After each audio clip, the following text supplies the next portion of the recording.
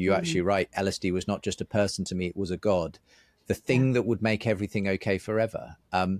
So tell us about the journey of how LSD got replaced by Jesus. What was the kind of the trajectory you went on? I know this is a long story and I'm asking you to do it in a fairly short way, but what happened next in your journey?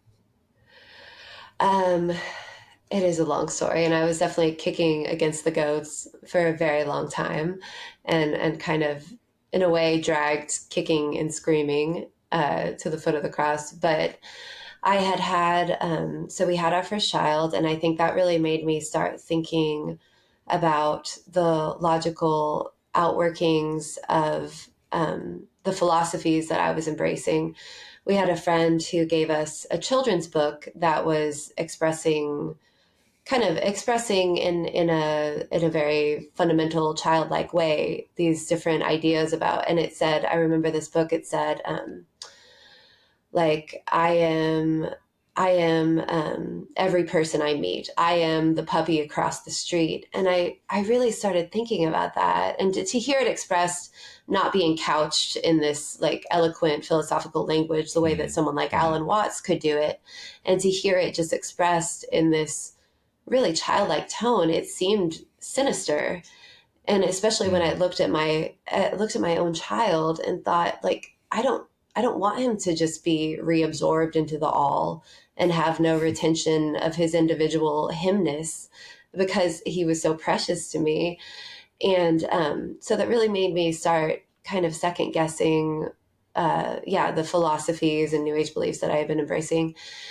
And another big part of it was I had a friend, a childhood friend who I kind of reconnected with, and she had remained a Christian through high school, college. And I remember thinking the first email I got back from her, I thought it was awfully hokey. She was talking about God did this and God did that and God, and I was like, okay, whatever. And but we reconnected, and since we both had children now, we started having some play dates here and there. And I remember when I was with her, often I would go off on a tear about whatever random new age idea that I was exploring at the moment. And she would always just very gently counter what I was saying. She would say, well, the Bible says this, this is what the Bible says. And I would just kind of inwardly roll my eyes and move on. But I think that really had an effect on me looking back. And she and her husband had a little precious 2-year-old girl named Joella. And all of a sudden she started getting sick. She was running a fever for a couple weeks, and she ended up getting diagnosed with leukemia. And it was only 3 weeks from diagnosis to her passing.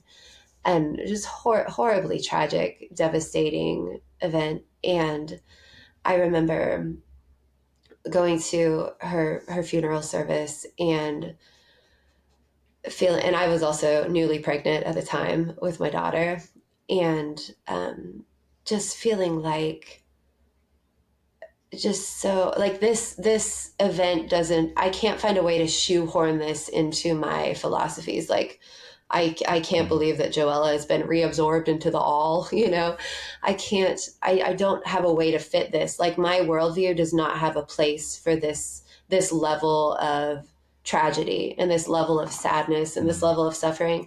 And it also really affected. And so that was, kind of shook me up. And it was also very moving to see Carrie and her husband not be completely destroyed.